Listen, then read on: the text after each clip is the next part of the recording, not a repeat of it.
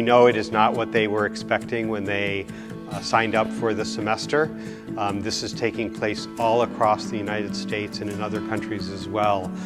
We think our students are very well equipped to adapt to fully online learning. Most of them have already taken one or more online classes, but it does change things when all of their classes online. This will probably be the most difficult semester for the University of Hawaii this century.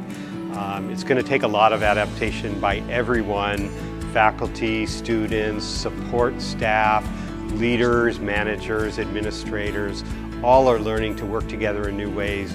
This is a great university, indeed one of the world's great universities.